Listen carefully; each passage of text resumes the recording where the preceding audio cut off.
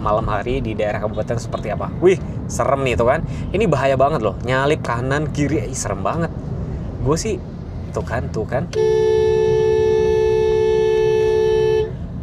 Mansion Trans. Gue bakal viralin kalian. Karena ya lu nyalipnya bahaya banget tuh. Innova juga plat K memang meresahkan, memang plat K. Lah, tapi bagus loh dia niatnya, bumpernya dikasih tuh reflektor sepanjang itu. Itu termasuk tindakan berbahaya, nyalip gue kiri kanan. Aduh, ya sudah lah ya. Seru juga ya kalau misalkan gue tinggal di kabupaten kayak gini, gue bikin.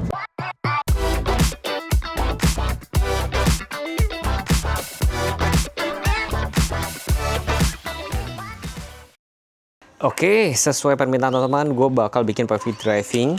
Ini pakai Honda CR-V tahun 2016. Pajak SNK sekitar 5 juta 110. Lumayan ya pajaknya. Smart Entry atau Smart Key itu kayak gini. Smart Key itu kayak gini. Bener nggak sih? Bukan, namanya keyless. Keyless. Kalau udah bisa pencet tombol tuh namanya Smart Entry. Kalau ini namanya keyless aja. Keyless tuh artinya kalian bisa buka tutup tanpa kunci. Gue kasih tahu mobil ini tuh cukup nyaman ya teman-teman. Keyless ya, itu terus pakai kunci. Nih.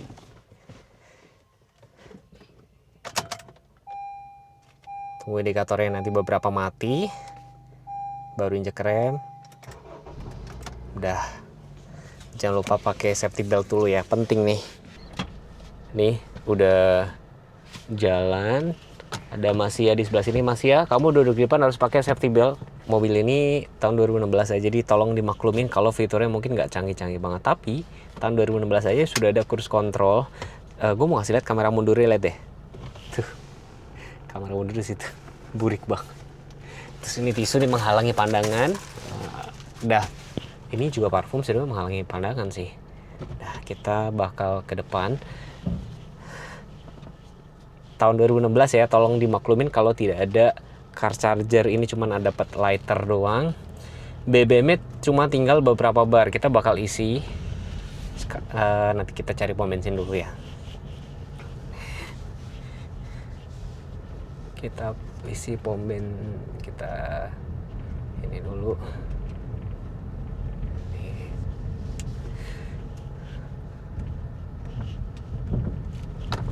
Oke. Kita bakal pergi ke Pati Juwana ya. Mungkin jaraknya sekitar 25 kilo. Waduh, ada bocil lagi. Ada bocil. Oke. Penting itu langsung blind spot gitu loh teman-teman. Jadi agak-agak beresiko kalau lewat gang sempit kayak gini. Itu banyak anak kecil. Itu blind spot banget kalau kecil. Kacanya burem. Mobilnya kotor banget asli.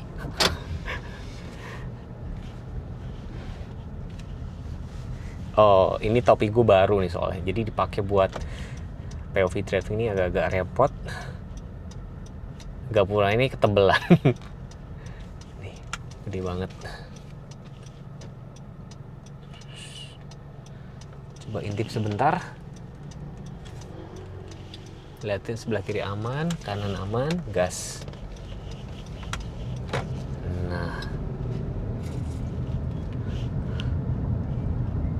oke. Jadi mengemudi di jalan kalau halus kayak ini itu enak banget. Teman-teman tahu nggak kenapa jalan ini halus banget? Karena ke belakang sana itu menuju rumah Bapak Bupati Sudewo. Halus banget kan, lebar-lebar. Tapi tetap tidak ada trotoar.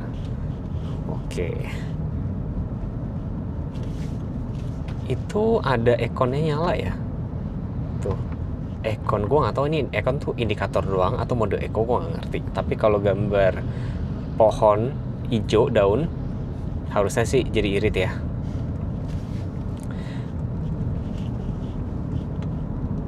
Mas ya, duduk di depan enak nggak mas? Enak. Joknya udah kulit semua teman-teman. Ini SUV 2 baris. Sebenarnya kalau di luar negeri juga SUV kayak gini memang 2 baris sih. Cuma di Indonesia aja yang memang kebutuhan itu 3 baris. Enak, suspensinya cenderung ini stiff.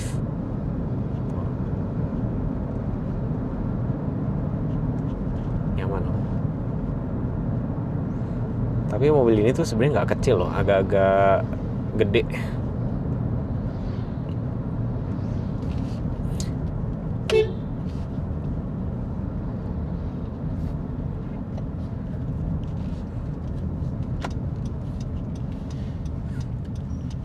Tapi yang menarik, mobil ini sudah dilengkapi dengan cruise control loh. Jadi buat berkendara tuh bisa nggak gampang capek gitu loh ya.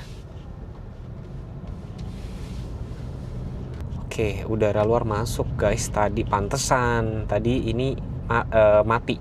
Jadi kalau ini tadi mati, itu ntar udara dari luar tuh masuk. Ini harus nyala. Terus kalau sirkulasinya kalian bisa pakai atas bawah. Ini atas bawah, front defogger sama defogger belakang. Sebenarnya kalau gue nggak terlalu suka yang arah semburan kaki karena kaki gue nanti kedinginan. Tapi nggak apa-apa. Gue lagi mau coba deh defogger arah semburan bawah tuh beneran kepake atau nyaman gak sih? Udah di reset ya, sekarang kita coba jalan lagi.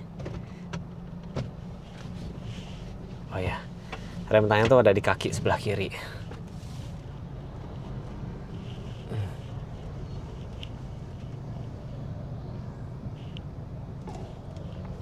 Motor seperti biasa, kita tunggu dulu itu truk-truk pada lewat.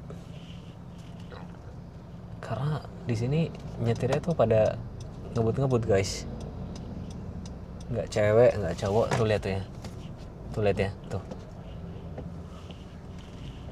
Tuh lihat ya, tuh. Tuh lihat tuh ya. Pada saling nggak mau ngalah. Jadi memang harus hati-hati banget di sini. Karena bagaimanapun kalau kalian yang berkendara mobil ketemu motor, paling kalian yang dianggap pelaku. Bener nggak sih? Kalian kalah gitu loh ibaratnya.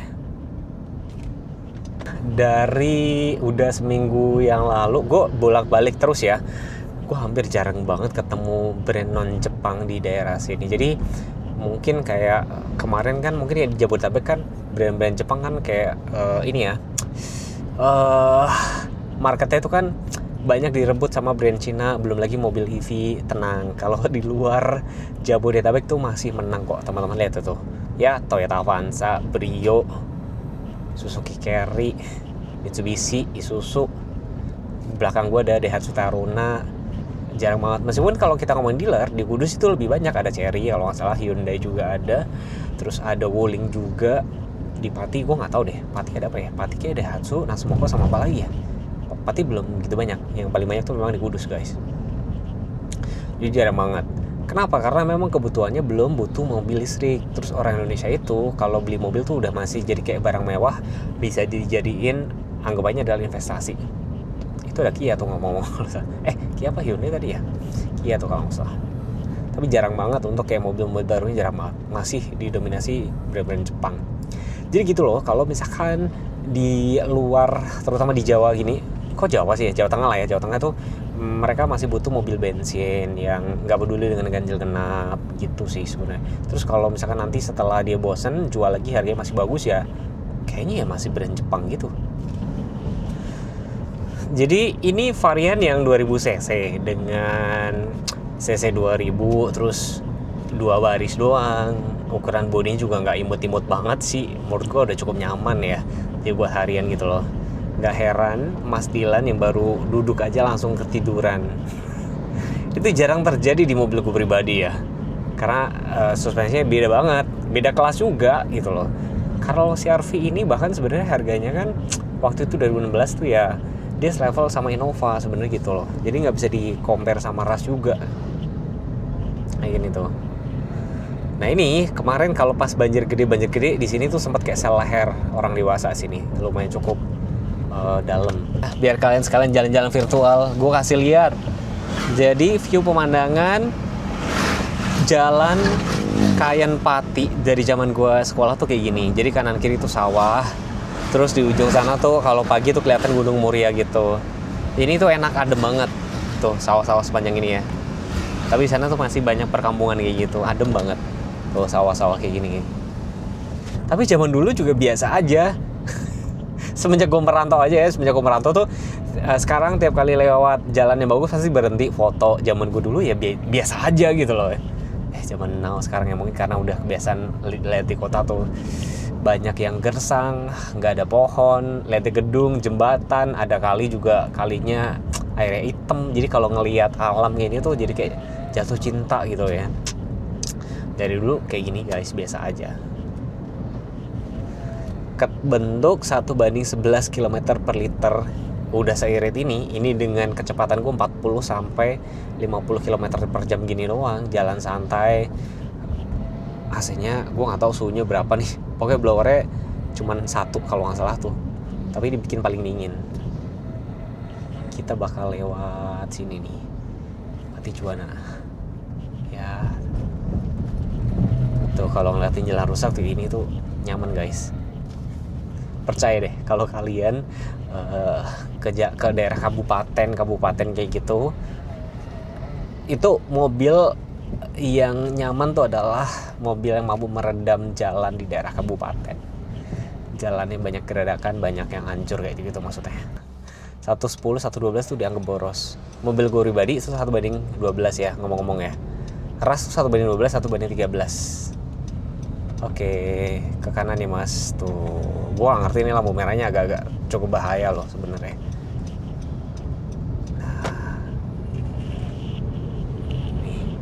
Lihat ya, kemarin yang gerakan gua jalan rusak tuh di sini nih.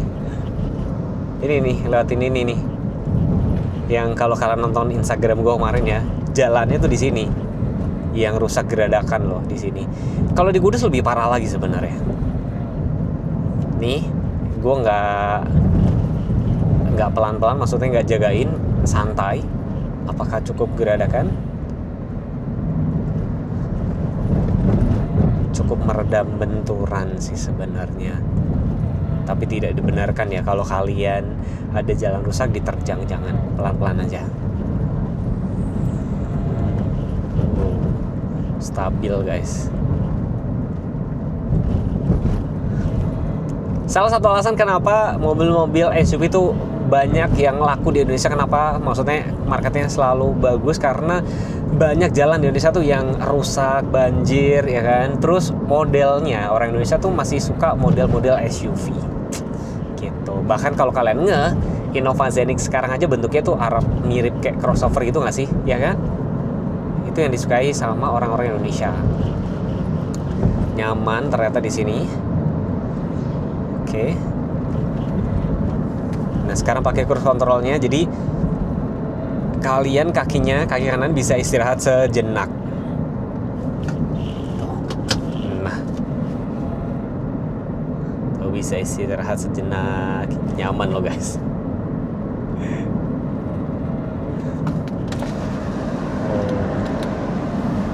Kenapa banyak orang bilang peredamannya kurang ya?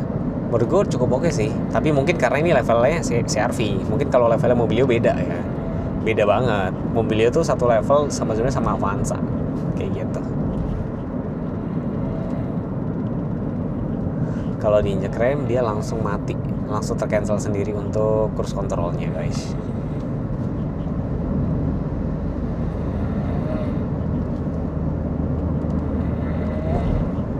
Cukup nyaman kok dipakai ngebut-ngebutan. Makanya kalau misalkan ada yang bilang, mas nggak ada rencana mau ganti XL7, mas rasanya enggak lah. Gue nggak tahu ya, cuman saat ini kayak gue nggak dulu. Mungkin kalaupun mau upgrade gue harus ganti cc lebih gede atau dimensinya lebih gede gitu. Tapi jujur gue kepengen banget loh, pengen punya mobil kedua tuh mobil EV. Jadi biar nggak kepikiran ganjil genap kalau lewatin daerah gitu loh. Gitu sih guys. Lingkar Pati ini termasuk cukup halus. Beberapa titik aja yang banyak jalan berlubang. Terus buat teman-teman yang mau check out itu handle handphone itu lumayan cukup kuat loh, karena dikasih magnet gitu, nanti tinggal ditempel. Jadi jangan kalian main handphone sambil nyetir ya. Kayak gue ini pakai action cam nih, gue tinggal tempel di pakai jepitan di topi gitu, ini aman. Gue juga pakai mic juga, ini cukup nyaman. Tapi jujur gue pakai pakai semburan kaki, bikin kakiku kedinginan, ternyata nggak nyaman.